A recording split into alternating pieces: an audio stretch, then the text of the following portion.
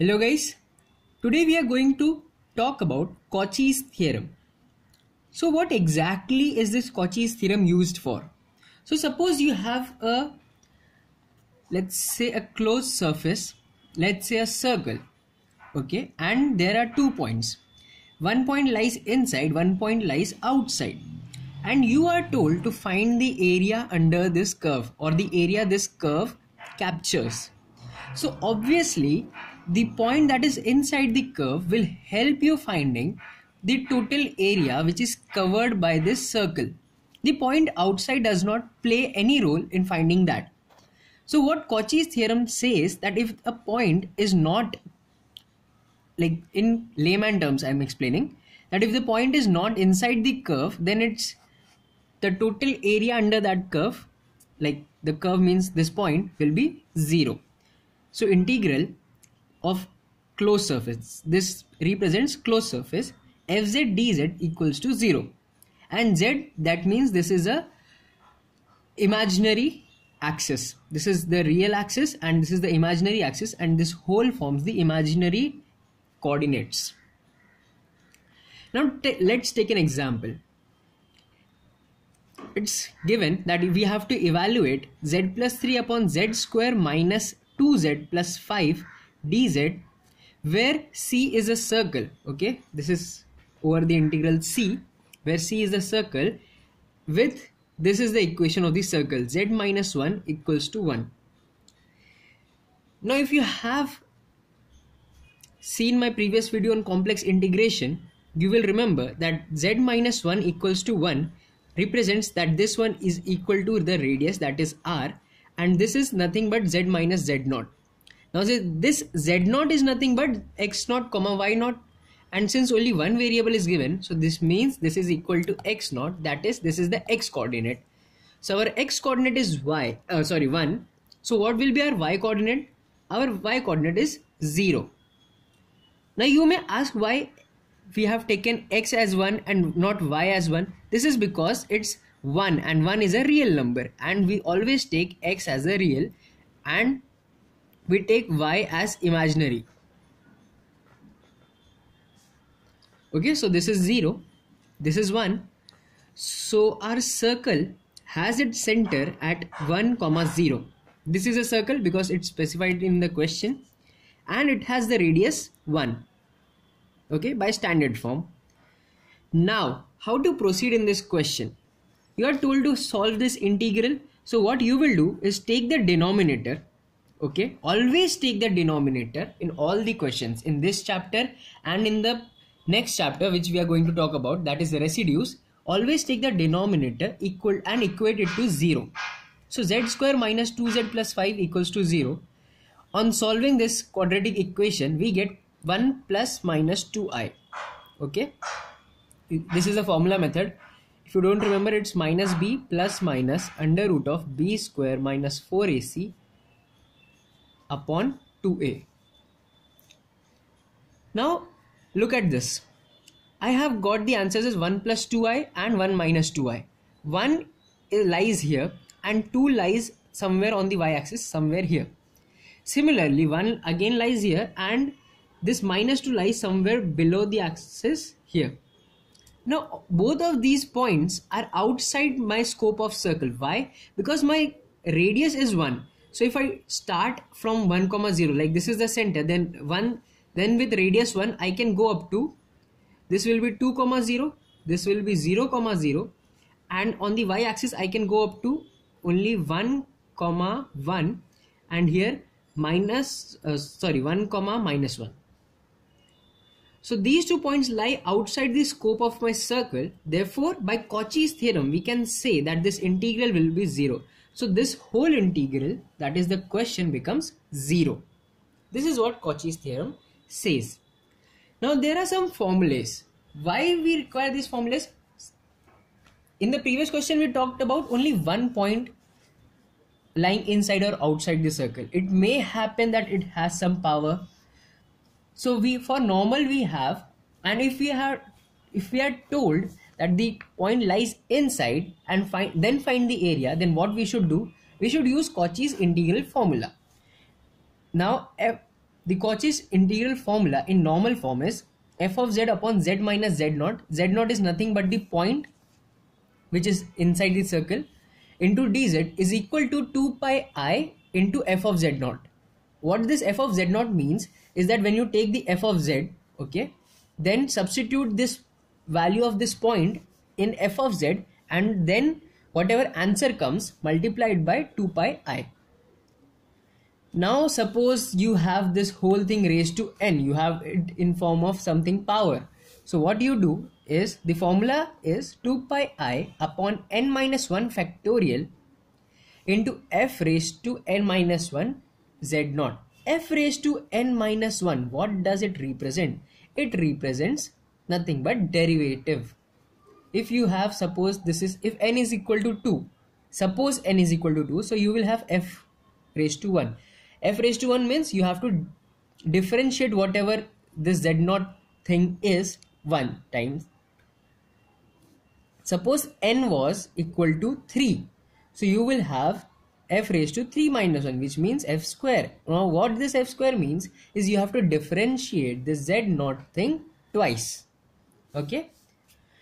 Now let's say you have two curves present, then and the point z naught, okay, the point z naught lies between the curve. You can call this a donut, and the point lies on the donut. So what formula we have to use is, we have to separate the terms. For the first circle, like f of z naught will become 1 upon 2 pi I, okay. First circle, this is C1 circle, f of z upon z minus z naught into dz minus 1 upon 2 pi I C2 f of z into z minus z naught. This C1 represents the limits from the first circle, the C2 represents the limits from the second circle. Now what to do after getting this? Then it's simple. This you can compare with this, okay, whatever this question is, and you will get the final answer. Now let's assume you have 2 points. Both points can be inside the circle, one inside, one outside, or it can happen that both points lie outside. So following these three conditions which I just told you, we have three different integral formula for Cauchy's. First one, if one lies inside and one lies outside, then what happens is nothing changes. Whatever formula we used above, this remains same, because in this formula one point is lying inside the circle. That's the beauty of this Cauchy's theorem. The second one is, if both the points lie inside, okay, like this condition, both the points lie inside, then f of z dz, integral of f of z dz is equal to k1 into 2 pi I f of z1 plus k2 into 2 pi I f of z2. Don't get confused with k1 and k2. You know, you don't have to write it specially in the question. You will get some value for k1 and k2 when you solve the integral, okay. It will be automatically got from the question. You don't have to put it there. What I mean by this will be answered when you solve the question, when I show you an example. Third thing, if both the points lie outside the circle. If both the points lie outside the circle, then Cauchy's theorem says that integral becomes 0. So we have to just forget it. Now let's take a question. The question is something like this, that evaluate this integral z plus 3 upon z square plus 2z plus 5 dz, where C is a circle. Now this circle, it has two sub questions. First time when this circle was equal to 1, like mod z equal to 1, and second time when mod z plus 1 minus I equal to 2. So let's take the easier one first. Okay, we will solve for z mod z equal to 1 first. Now before proceeding into it, what you need to know, first thing, as I told you, is to take the denominator, equate it to 0, and then find the value of z. And why do we find this value? This is to check whether the points lie inside the scope of the circle or outside. Okay. So we have to solve this. I have solved it by taking something common, making it factor. You can also do it by the formula, quadratic formula, minus b plus minus under root of b square minus 4ac upon 2a. If you solve it by this formula, even then also you will get the answers. Now please note this. This is equal to z. If I break it into 2, I have z plus 1 plus 2i and z plus 1 minus 2i equals to 0. If z plus 1 plus 2i equals to 0, that means z is equal to minus 1 minus 2i. And here z is equal to minus 1 plus 2i. Okay. Why I am telling you to remember this? Because this will be very helpful when you take this f of z. Okay, now let's proceed. Now we have seen that mod z equal to 1, this is the question. If mod z equal to 1, that means the circle is at center of this axis, that is at 0, 0. The center of the circle is at 0, 0, and this 1 represents its radius. So this is radius is 1. If I draw this circle, I can see the points are 0, 0 at center, 1, 0, 0, 1, minus 1, 0 and 0, minus 1. My points, this minus 1 and minus 2 and minus 1 and plus 2 lie outside the scope of this circle. Therefore, the integral becomes 0. We no need to solve it. We don't have to solve it, sorry. Now let's proceed to the second question. The question was z plus 1 minus I equals to 2. 2 represents the radius. You all know that by now. What about this 1 minus I? In the previous question we saw that 1 z minus z naught is equal to r. This is the standard formula. If I compare this by standard formula, I get that minus of z naught is equal to 1 minus I. So z naught will be minus 1 plus I. But z naught is nothing but x naught comma y naught. So x, and this is minus 1 plus I. So on comparison, I can see that x naught is nothing but minus 1 and my y naught is nothing but plus 1, not I. Please don't write I there, because I is just a, like you can call it the axis name. Okay, I is nothing but a name of axis. The value is 1. So I have minus 1 comma 1. So minus 1 comma 1 will lie somewhere here. Okay, and if I draw this circle with radius equal to 2. So from minus 1, if I go 2 steps above, from plus 1, okay, if I go 2 steps above, I will reach to point 3 of y coordinate, minus 1 comma 3, because x coordinate is minus 1. And from this minus 1, if I go 2 steps onto the left, then x coordinate will change. So x coordinate will become minus 3 comma 1. 1 is the y coordinate, and that won't change. So that means our points minus 1 comma 2 will lie inside the scope of this circle. What about the second point which we had seen, this minus 1 comma plus 2? What about that? Sorry, this minus 1 comma minus 2, what about that? That will lie outside the circle. Why it will lie outside? Let's come back here. This is minus 1. So if I go below, my x coordinate will remain same. So this is minus 1. But my y coordinate will change. So 1 plus 2 will take me to 3. Oops.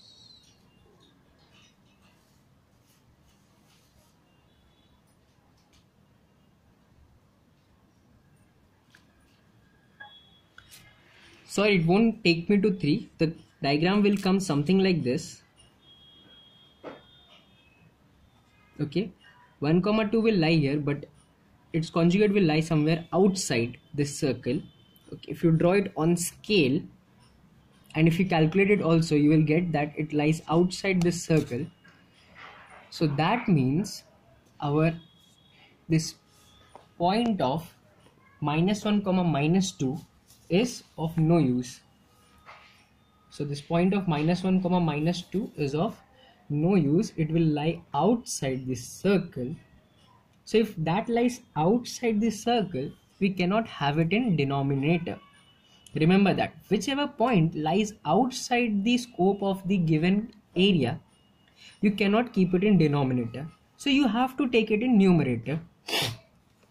So So if you take it in numerator, our numerator was originally z plus 3.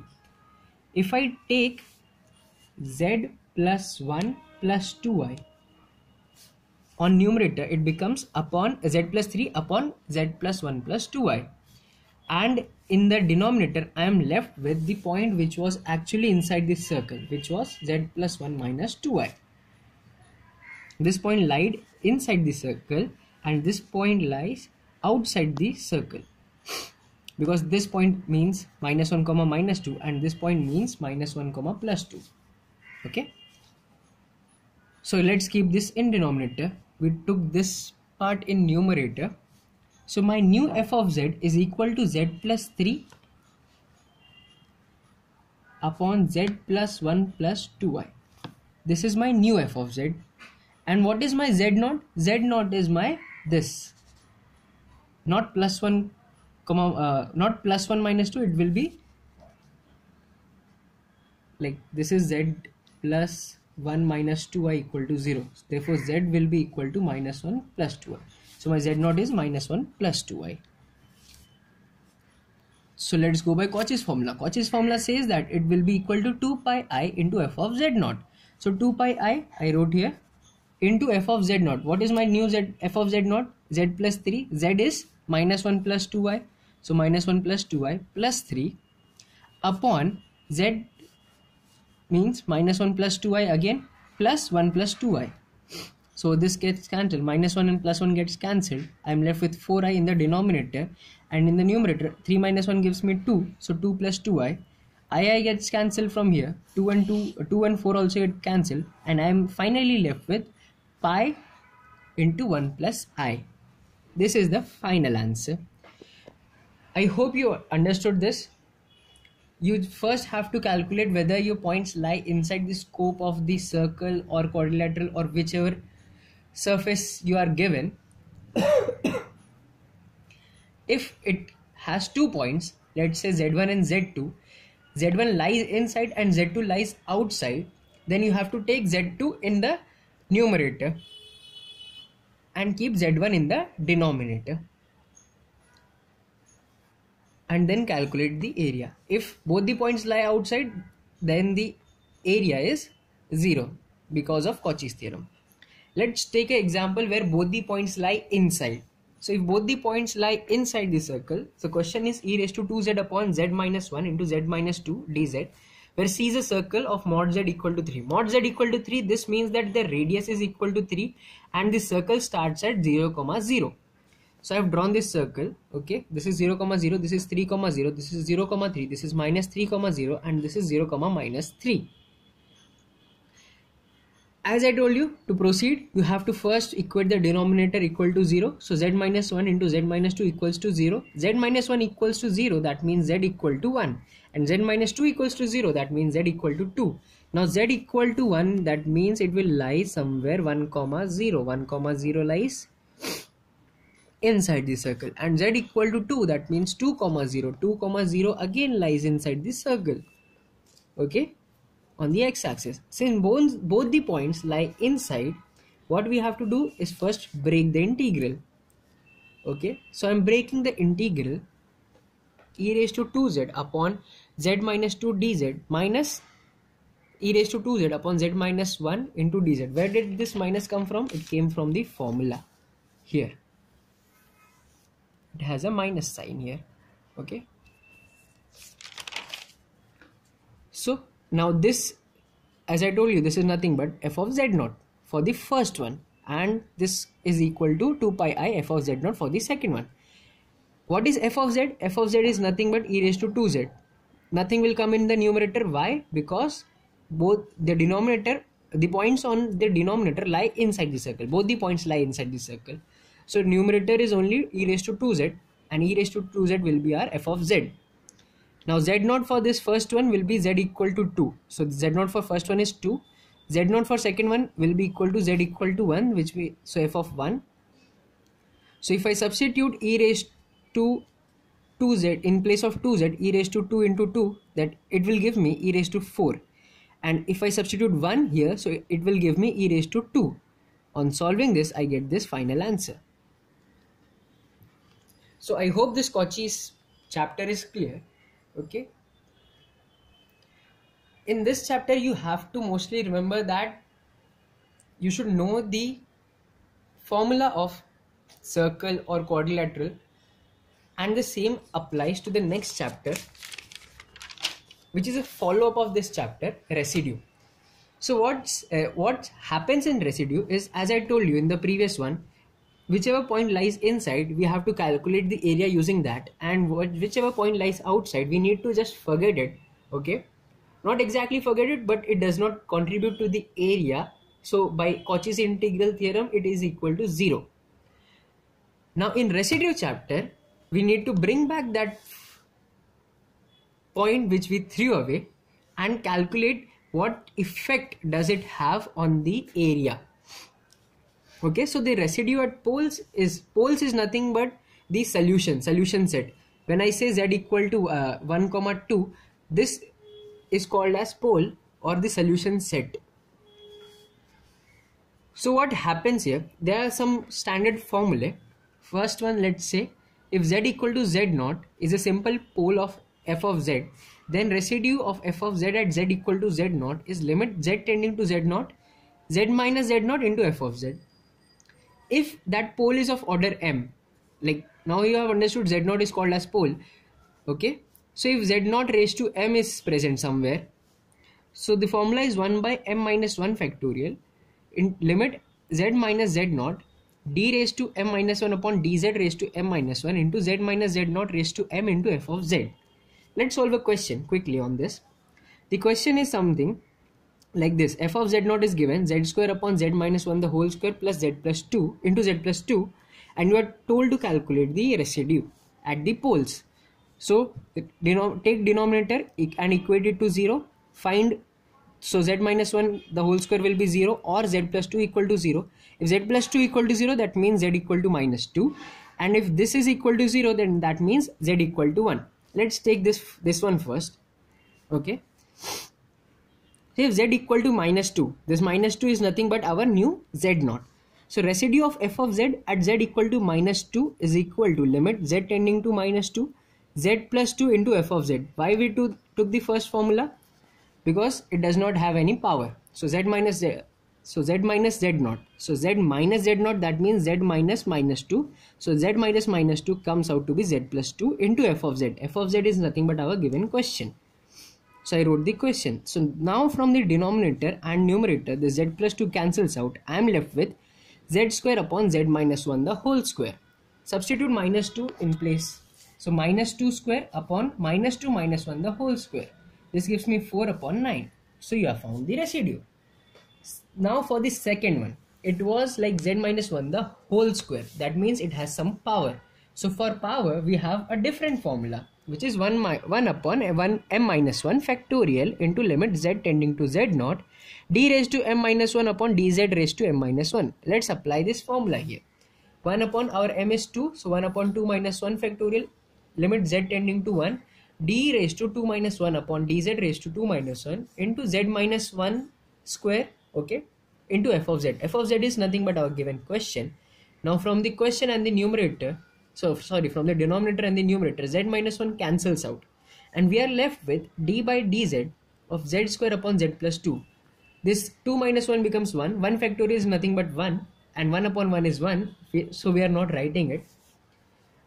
Now we have to differentiate this. You have to use u by v rule. Why u by v rule? Because we are differentiating it with respect to z, and z is present in the numerator as well as denominator. So you use u by v rule. So by u by v rule, v into differentiation of u, v is z plus 2 into differentiation of u means z square differentiation. Differentiation of z square is 2z.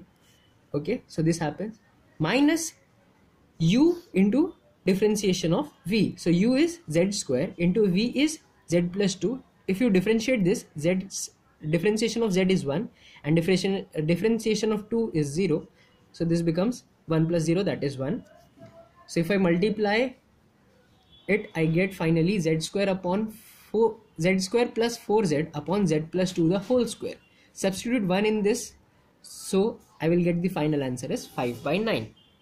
So the whole of residue contains sums only like this. You have to first find the poles and then use the appropriate formula to find the answer. Sometimes you may be given about sine theta or cos theta or these type of coordinates, these trigonometric functions. So what you have to do, it again has some standard formulas.